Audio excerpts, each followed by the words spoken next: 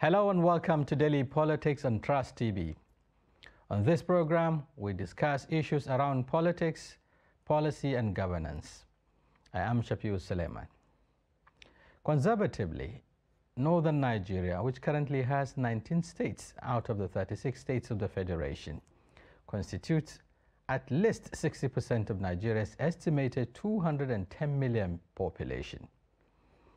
It occupies around 250,000 square meters out of Nigeria's total landmass of 923,768 kilometers square, blessed with abundant human and natural resources, electoral strength enough to sway election outcome.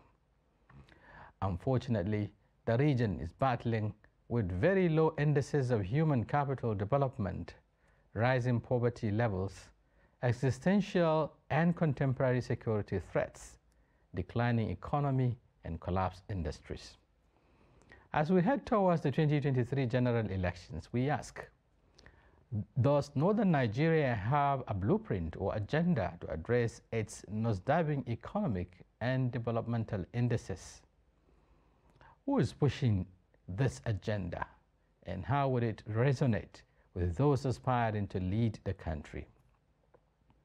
How these change the very negative trajectory and repositions the region in the context of a larger Nigerian project. To discuss these issues and more, we have in the studio the Director of Advocacy and Publicity of the Northern Elders Forum, Dr. Hakeem Baba Ahmed. Thank you for joining us. Thank you very much for inviting me. Before we begin the conversation, let's take a short break. Stay with us. We'll be back shortly.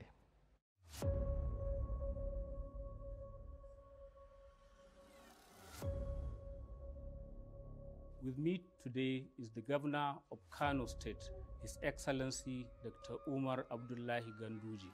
First of all, I have to congratulate you, the Media Trust, that has given birth to the Daily Trust. And now the Media Trust is giving another birth to Trust TV. My guest today is the Executive Governor of Plateau State, His Excellency Simon Bako Lalong. Thank you very much, and also opportunity, and I congratulate you for introducing the television because Daily Trust has always been my people. Thank you very much, Your Excellency. Thank you.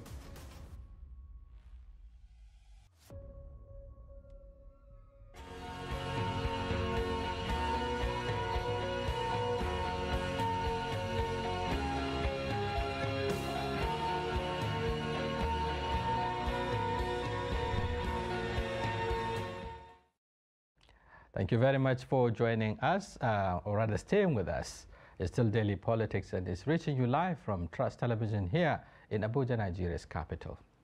And today our talking point is Northern Political and Economic Agenda 2023.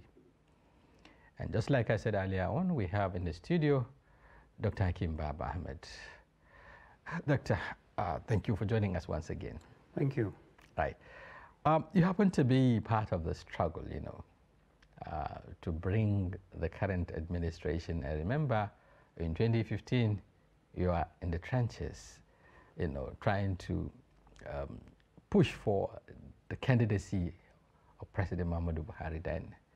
And of course, the Northern Elders, and particularly all stakeholders in the North, were, for this project. And of course, if you are in a position to do a costs and benefit kind of analysis, what would you say with regards to the position of the North within the context of Nigeria in the last 7 years or so? Well, once again, thank you for the invitation. You used a term which for me is problematic. You said cost and benefit analysis. I'm afraid there's very little analysis and a lot of cost. The North, 7 years ago, had issues, had problems with security, and a bulging population, we didn't have too many prospects for economic development. In fairness, 7 years ago, the North was already showing signs of severe decline economically. But 7 years ago is infinitely better than where we are today. We elected, as you said, Northern Elders Forum was in the front line of the campaign to put President Buhari in office. We believed that he was going to turn the fortunes of Nigeria and the North around. We had no doubt that he was going to be the solution to Boko Haram. We just thought Jonathan was weak-willed and just weak as a leader. And President Buhari was a former general, a tough man, intolerant of corruption, had persistently asked Nigerians to trust him, 2003, 2007, 2011. And finally we thought, let's throw our weight behind him and see if we can get that. And we didn't. Today, quite possibly 20–25% of Northerners have been or are being displaced from where they live. Agriculture and animal husbandry, which are the foundations of the northern economy, and forestry, are severely threatened. Our economy is completely gone. The Nigerian economy is collapsing, but the northern economy is virtually gone. There's hardly any production going on. Consumption is being threatened by huge growing population. We have very weak political leadership. Outside government houses, you don't have a northern political elite. Not the same that we used to have. That is, I'm talking about people who are not necessarily in power or out of it, but the kind of people who decided what happened, custodians of what is northern interest. How do you protect it? How do you preserve it? How do you relate with the rest of Nigeria on the basis of that northern interest? It doesn't exist anymore. Okay, before we go to the subnationals, we're talking about the central government. Is it a matter of representation or a matter of absence of blueprint or absence of what was to be done, perhaps to change the negative trajectory you talked about even before the emergence of this administration? Where was the problem? I think the problem was that nobody really understood that President Buhari thought his becoming president was enough to solve Nigeria's problem. I think even he believed that once he was president of Nigeria, the rest was going to be details. He didn't come prepared to govern. Quite possibly he must have thought it's not a big issue. I'm Buhari. People will fear me. People will do what I say. I don't steal people's money, so there will be no corruption. I don't brook nonsense, so there will be no insecurity. I'll fix Nigeria. Because I was involved in the campaign at the last stages of the campaign. And the three goals of the campaign, security, fighting corruption, fixing the economy, getting jobs for young people, were the issues that dominated the campaigns. But it wasn't difficult to see that preparation wasn't necessarily the key to action. President Buhari wasn't prepared to govern. Didn't come into the office prepared to hit the ground running. It took him, if you remember, more than 6 months before he appointed ministers. And when he did, he appointed people that he was more or less familiar with, people close to him, people he felt personally comfortable with. And as you can see, those are the same people still in the office. I think you can count the number of ministers that have left Buhari's cabinet from 2015 to now on your fingertips. Are they lacking the competence, or perhaps because looking at the composition, some will say there's a substantial northern interest, representation-wise. and at strategic places that should have, they should be able to have add value to what we are talking about. Take for instance, if we're to go looking at the indices now, education, which is a foundation for, development, human capital development. We have a minister there. And then, but if you look at the indices, in terms of literacy level, the last check, the 10 poorest educationally advantaged states, backward states, are in the northern part of the country. Sure. Now, one should have expected that with someone who happens to be from the north, understanding the problems of the north in terms of education, would have come with a blueprint perhaps to change that negative trajectory.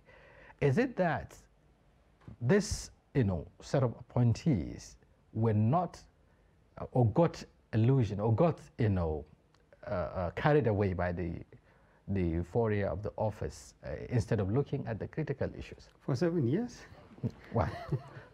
I think, to be honest with you, look, let me say that I know at least 7 or 8 of the ministers who have worked with President Buhari since he became, since the appointment. They were fine gentlemen. They were excellent Nigerians. I knew them before they became ministers. If you had asked me then whether these gentlemen should be ministers, I'll tell you yes. Now, so the question we have to ask is, well, what happened? They became ministers, and the responsibilities they were getting, the exercise of responsibility was declining in terms of his output. What happened? And you have to visit the leader. Leaders inspire people they appoint to work. They set goals and targets for them to meet. They lead. If the people who are appointed to work don't work, you don't keep them in the office unless you actually don't set goals for them, and you don't monitor them, and you don't judge them on the basis of their competencies. And performances. Just sit back. If ministers are not inspired to deliver by the leader, goals are not set for them, opportunities are not given, and they are not inspired to actually undertake and deliver on trust, they will just sit back. So it's the leader. Is the leader who is responsible, and you can get a good team, and the good team will be led down by the failure of a leader to lead that team properly. If you use the analogy of football, that's why no matter how good your first 11 are, the people who own the club will put a manager and a coach and a few technical staff. But the manager is usually held responsible for what happens. He does substitutions, he decides how games are played. That's just a football analogy. But it's important in the sense that it gives you a yardstick for measuring leadership. Poor leaders do not inspire people who are appointed. People don't feel accountable if the leader doesn't hold them accountable. Yeah. But then looking at the current situation, and it has been existing for years. Take for instance the issue of out-of-school children in northern Nigeria. The north accounts for at least 10 out of the 11 million out-of-school children in Nigeria. And with all of this, and perhaps looking at also the fact that in terms of investment in human capital development, again, the northern states are at the top, at the bottom, Sure. Yeah. So with all of this, and stakeholders like you, pressure groups like you, the Northern Elders Forum and other critical stakeholders in the northern part of the country, and by extension Nigeria, how have you been, what role have you been playing in terms of holding this leadership accountable? Because yes, you have the trust of the people to engage them with, telling them that, okay, Nigerians, the Northerners invested in you in terms of their electoral strength because they expect, certain outcomes. How much of this engagement has happened? Well, in the beginning, we had access to the president. On a number of occasions, we had visited him, spent a considerable amount of time with him. We always went prepared. We would go with documents, prepared on a sectoral basis. We would say, sir, we think that perhaps some suggestions. You started with the issue of education. Let me give you an example. For instance? The out-of-school children have always been a problem for the North. And we thought, if an administration of President Buhari, APC administration, would start with safe school feeding program. And you ask a question, well, what is the goal of the school feeding program? It will yield, it will improve enrollment, enrollment, it will improve nutrition, quality of education, it will keep children in school, it will improve the wider economy because people will cook the food, people will buy the food. Yeah. It's a good program. As at the time the school feeding program was introduced, there were about 12 million children who were either Al-Majri or were not attending schools at all. You would think a president who is from the North, who recognizes the fact that having 10 or 12 million children from the North being out of school is a serious problem. Not only is it a failure to actually train people that you have a responsibility to train, educate and train, but it's also a threat in the longer term. Because they will grow up with nothing, no skills, no competencies, no hopes, no ambitions, nothing. You would have thought at that stage, a northern president, northern governors who said, Mr. President, maybe it is time to try and see if we can use the school feeding program in a manner that also mitigates the problem of the Al-Majri. What would have been wrong with giving Al-Majri 1 meal a day, the same thing you give children in Makarantan Boko, in Western primary schools? You're using public funds. So you design a system that engages the Al-Majri, engages the ulama who support the begging, all the major stakeholders, and say, if you can keep these Al-Majris in school, in wherever it is where they sleep and they do the morning prayer, the morning reading and the evening one, we will give them a whole meal in the afternoon. The same way we go and give children in primary schools food from government money. Government money is public money. Yeah, in return, what we ask is that they stay at home. They stay here. In those 2 or 3 hours, we will teach them a number of things. Maybe basic writing, reading and writing, maybe some skills for those who are growing up. This way, you're actually using state resources, the same resources you are giving children in Western schools. You are giving them food, and with that you've got the door open. But wouldn't that create problem for the government? Because, it's the government of Nigeria and not just northern Nigeria.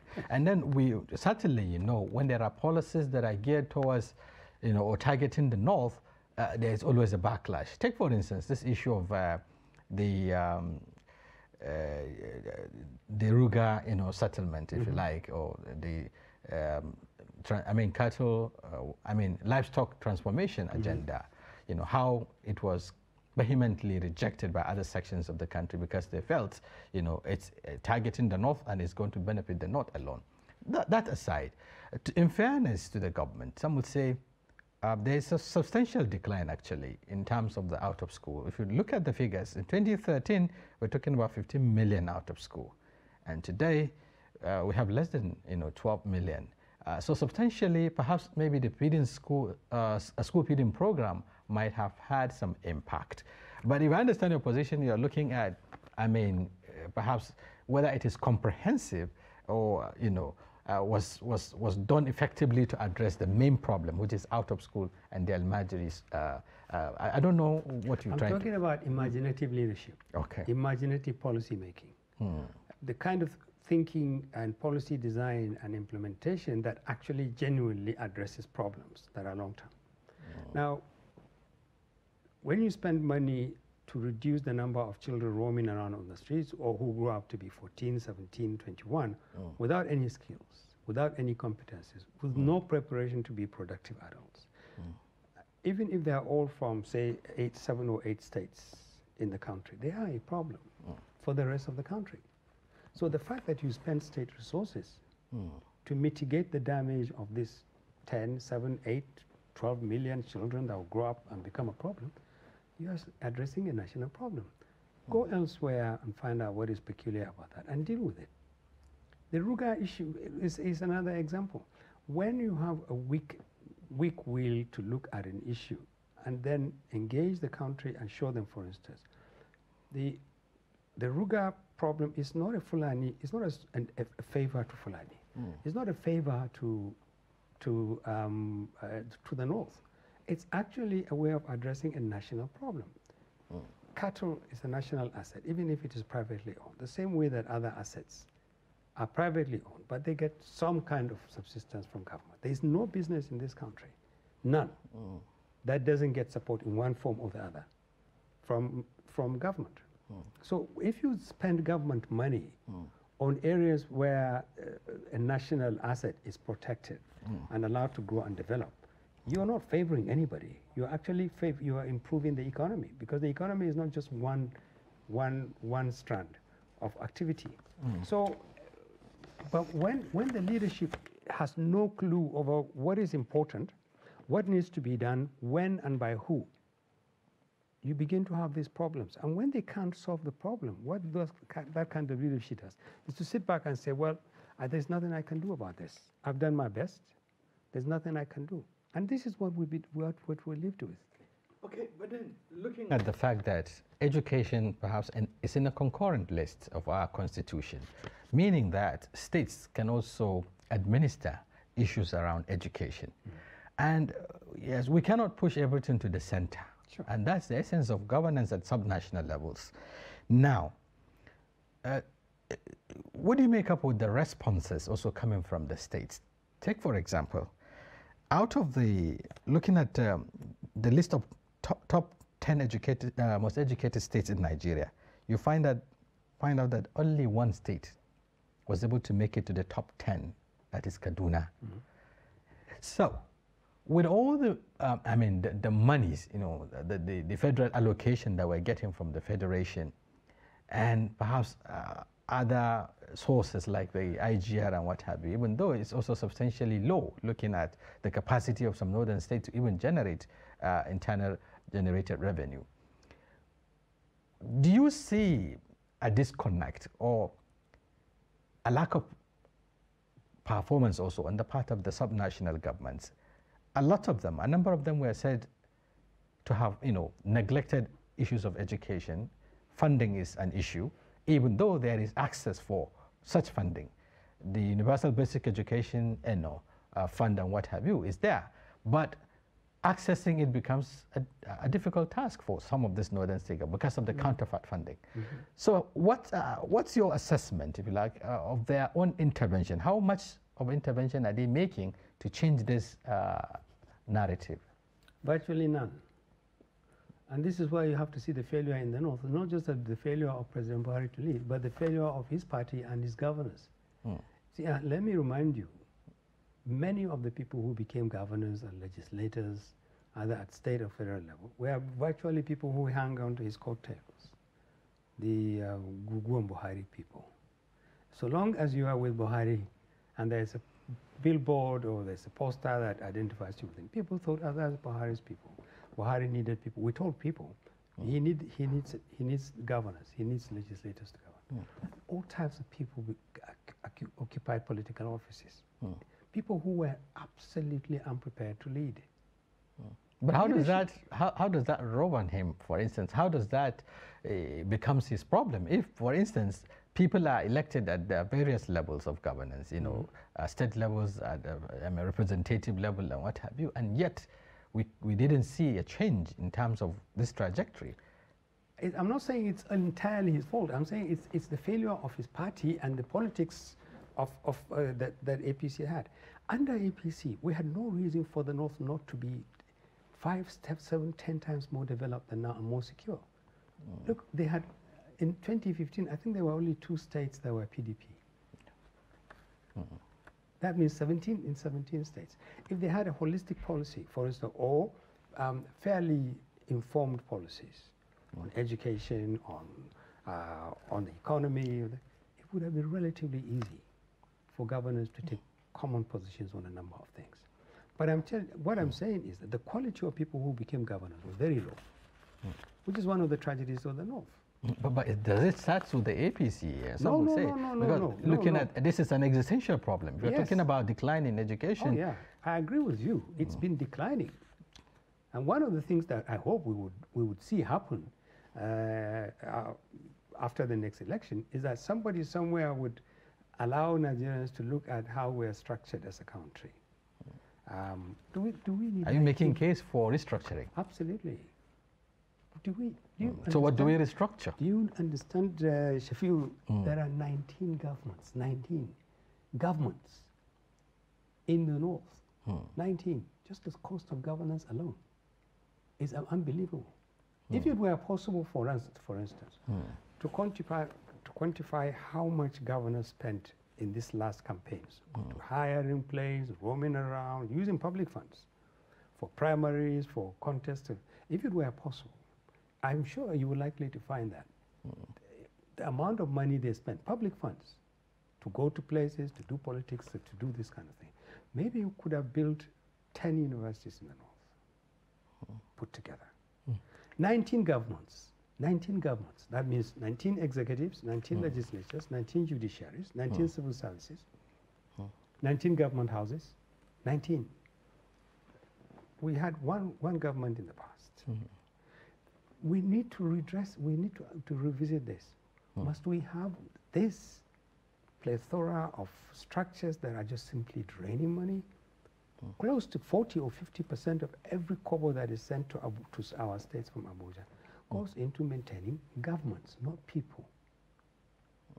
Government structures, government institutions. So are we going back to regionalism now? Well, all I'm saying is that we need to interrogate whether we need to preserve the structures and the institutions as they are. They represent a drain.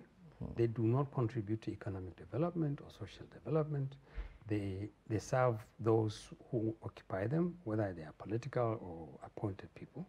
And under the circumstances, the North cannot grow and develop with the failure of the economy to support anything. There are a lot of states in the North that barely are able to pay salaries. So where's the money left for social development? Well, we have to take a break, but when we return, we'll be looking at all of this, because if their counterparts elsewhere, I mean, in other parts of the country, would be able to surpass, I mean, would be able to remain afloat, generate money substantially, to even be able to run without federal allocation. Today, the number of, if looking at the states, that can run without federal allocation, I think very few, or 2 or 3, that can survive in the north, in the entire 19 northern states. And then we have these states in the south, for instance, that are doing well, have economy that can sustain them without, in fact, one of them is the 3rd largest economy in Africa. We will look at that when we return, whether there is lack of deficit in terms of managing the subnational governments. In case you're just joining us, the program is Daily Politics. And today we're looking at the Northern Political Agenda, Political and Economic Agenda 2023. Perhaps looking at 2023 elections and issues around that. And I've been interfacing with Dr. Hakim Baba Ahmed, who is the spokesperson for the Northern Elders Forum. We'll take a break in a short moment. We'll be back.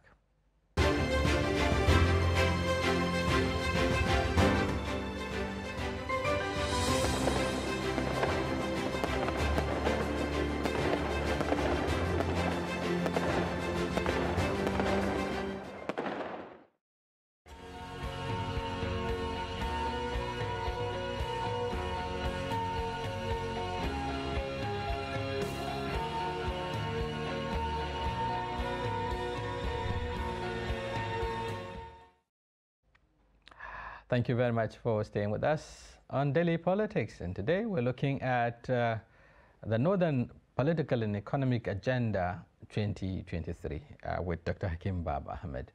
Just before the break, we're looking at, the current structure and whether it will give us the necessary value in terms of governance and all of that. And then we're looking also, because we're not operating in isolation, we're operating within the Nigerian context, and we have elsewhere where economy is somewhat moving, and then people are, even the economic, the economic indices, right, and development indices in terms of human capital, elsewhere, it's not comparable with what we have down here in the north. And then we're also looking at the comparative advantage, for instance. No northern state that is lacking some of these potentials that we're talking about. Beyond the landmass that we have, some are endowed with solid minerals, some with agricultural potentials, and so on and so forth. But yet, there hasn't been movement in terms of our development trajectory. Is it that we have deficit in our governance capacity, or is it that we lack the will to do the needful, to do the right thing? I think it's both. Okay. Leaders provide the will, and when you have poor leaders, you see the effect. The last decade, insecurity has become the most pervasive character of the North. Where you have insecurity, you have automatically economic underdevelopment. It's very difficult to develop economically if people cannot go to farms, if other productive activities are affected, if things like mining are prohibited or you can't access them. I mentioned to you the northern economy has a number of key issues, key pillars: farming, agriculture, animal husbandry, forestry, solid minerals, and the human capital. But the human capital is a liability if you don't develop it. And if you don't have security, you can't farm. If you don't have security, and your forests are now occupied by bandits, and then virtually you've lost the benefits of the forest resources that you have. You cannot there are no economic activities that can take place in an atmosphere that is insecure. And unfortunately, the last decade or so, this has been the character of the North. It's very difficult to grow and develop. So what we needed to have done right from the beginning is to address the issue of insecurity as a foundation for economic development. We didn't do that. Boko Haram showed that we had a weak state, and weak Nigerian state, and it showed the vulnerability of northern communities. It was very easy to unsettle northern communities. We thought we were safe. We had old traditions, we had old systems, we had old structures that had withstood colonialism, post-colonial, we had crises. They were very weak. We had very weak value systems. We didn't realize just how fragile our cultural and administrative structures were until Boko Haram just made nonsense of them. Let me remind you that we are just fortunate. Boko Haram's emergence in Borno, one of the oldest civilizations in the whole of West and Central Africa, was challenged by just a band of young people.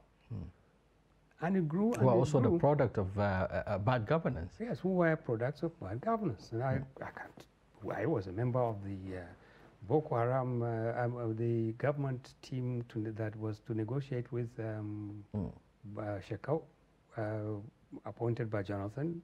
And we worked for 2.5 years. Literally, we just walked away from the assignment because it was clear the Nigerian government had no will to deal with Boko Haram. But at the beginning of Boko Haram, we had an excellent opportunity to nip it in the bud. It was very clear they didn't have too many demands. It wasn't just a big issue. They had 3 or 4 demands. We could have dealt with that. But we had very weak will. Under Jonathan, Boko Haram grew and developed into a big threat to the Nigerian state, exposed our weaknesses, exposed the fragility of our cultural values and our culture systems. We were just fortunate that we were lucky that the ideology of Boko Haram didn't find resonance in the vast majority of Muslims, particularly young people who were looking for hope. Is this by coincidence, or is it by design? Because looking at the insecurity in the north, it started with the Boko Haram. When it is decimated, as the government said, you know, it metamorphosed into banditry, into kidnapping and what have you. Are there foreign interests? Is there a foreign interest with regards to putting the North, you know, on this edge, perhaps for certain advantages or to drive certain advantages? Because if you look at, you know, the situation today has led to the collapse of the economy, as you said. It has put, you know, the region on the edge. A region that is the food basket of the nation is now grappling with food insecurity. A region that is also, that has, that, if you like, provide, you know, the substantial amount of the livestock, you know, I mean, requirement, and even dairy, talking about, you know, all of this have gone, you know, as a result of the insecurity. And this is a region that is also, as a result of this insecurity, put on the edge in terms of foreign investment. No foreign investment is coming into the region. Or domestic. Even domestic, you know, industries have collapsed. Was it by design, you know, to just cripple the North? Or is it a self-inflicted, you know, injury? I'll have to be honest here and say I don't have evidence that there are foreign interests that are working to destroy the foundations of northern communities. There's always foreign interess. When I say foreign, I doesn't mean international, you know, even interests outside the region. Well, again, I have to say I don't have evidence that somebody somewhere is conspiring to destroy the North. I think this is substantially our own work. Okay. Just briefly, let me check. 2009, Muhammad Yusuf. 2009, 2010, Muhammad Yusuf was killed by the police. Arrested by the military, interrogated, handed over to the police, who properly shot him up. Shot him. In an extrajudicial manner. Yes. Then his people ran away from Maiduguri, went underground, and everybody just sat back and said, ah, hallelujah, we've solved the problem. What these guys went away and did was to reinforce themselves, harden themselves, and come back to fight the Nigerian state. By the time they came back, we were dealing with a different issue, not just a bunch of people who were protesting the killing of their leader and harassment by the police, but now they were willing to take on the state. Now, a number of measures were taken to see, can we talk to these young people? What do they want? People were asking, and everybody would ask basic questions. What do they want? And basically what they said they wanted is, they wanted, initially, of course, they prosecute the people who killed Muhammad Yusuf, rebuild the markers in Borno, release our families, and stop harassing us. We just want to be left alone. It was that simple. State mismanaged that, ignored it, and said that it can't be possible. Then corruption set in. And corruption set into the manner in which they were being fought. The corruption affected the response of the Nigerian state. And people were benefiting from the Boko Haram insurgency. Boko Haram itself was gaining because the Nigerian state was corrupt and weak and was retreating, and Boko Haram was gaining ground. Again, Boko Haram showed the fragility and the vulnerability of the Nigerian state. And that basically was what laid the foundation for all these other opportunistic things like banditry and kidnapping. The Nigerian state in the last 10 years, especially in the north, has just been retreating and retreating from threats and violence and organized violence. Right. Okay, now going forward, you know, with all of this that has been established, you know, all the indices are in the raid: economy, development, governance, and what have you. And now an opportunity has presented itself once again, 2023. Is there a blueprint in the first place that articulate all of these challenges and how they can be addressed? Well, we have developed one, and we are now perfecting it. We have a number of things that we believe are absolutely essential if we're going to begin the process of turning this country around. It is very, very important that we get the priorities, the sequencing, as well as the timing. If we don't do that in 2023, I'm afraid this country is virtually gone. It's not just the north that will sink deeper, it's the whole country. And there's no part of the country that will escape this sinking because they are southeast or southwest. No one can walk away from this country. So First, you have to re-secure Nigeria. That's the foundation. You've got to retrieve Nigeria from the hands of criminals, and they are all over. It's not just in the north. The people who say, for instance, in the southeast, nobody comes out. You've got to take those people on. You cannot allow IPOB or ESN or whoever does this to actually lock down 5 states in the country out of fear or whatever. Yeah. You can't allow bandits to run riot and take over and keep territory. Huge chunks of the north. You can't do that. You can't allow people who stop farming, who stop cattle rearing. You can't. If you do that, if you cannot stop them, then they will stop the social existence in this country. And we're close to getting to that stage. So securing the country, securing the north, securing the country. Are there modalities to do that, or suggestions, recommendations to do that? Absolutely. We believe that first we need to have honest, strong leaders with a very clear commitment to govern, with the knowledge about what the problem is and how to go about the solution. You have to get the right leaders. It's not just an all-comers job. So it's very important. And in the Northern Elders Forum, we're looking for character, record, preparation.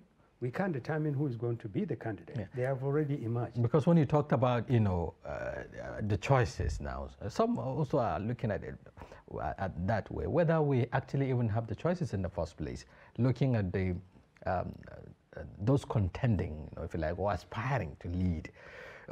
Is it going to change the trajectory? Are this set of people different from what we are seeing today?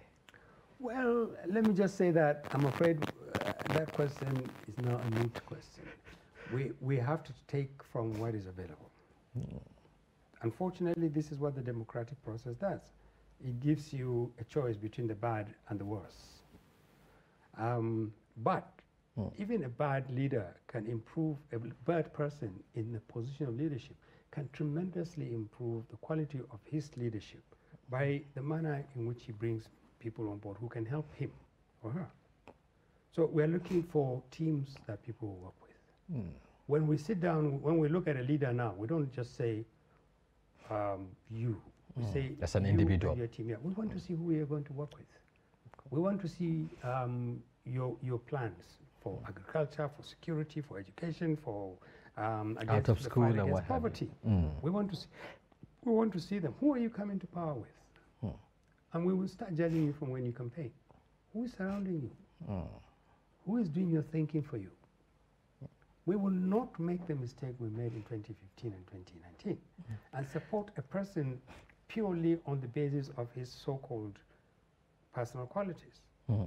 Okay, but then how do you intend to engage these people? Because engagement is another thing entirely, an engagement, a positive engagement that will yield the results.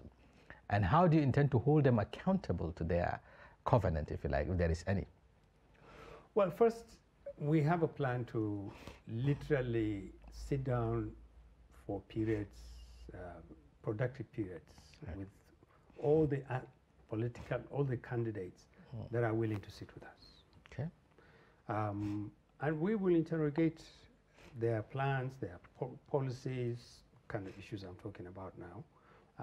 What do you plan to do in the first 6 months if you get power? What are your suggestions? If they need inputs, we can give them inputs. But we will judge them substantially on the basis of what we think appears to be the preparation to govern from day one. That's the first one. You ask what we have to hold them accountable. How do you intend to hold them accountable? Well, we use the influence we have. When they get to power, we will keep them under surveillance, and we will tell them and Nigerians when they are doing well.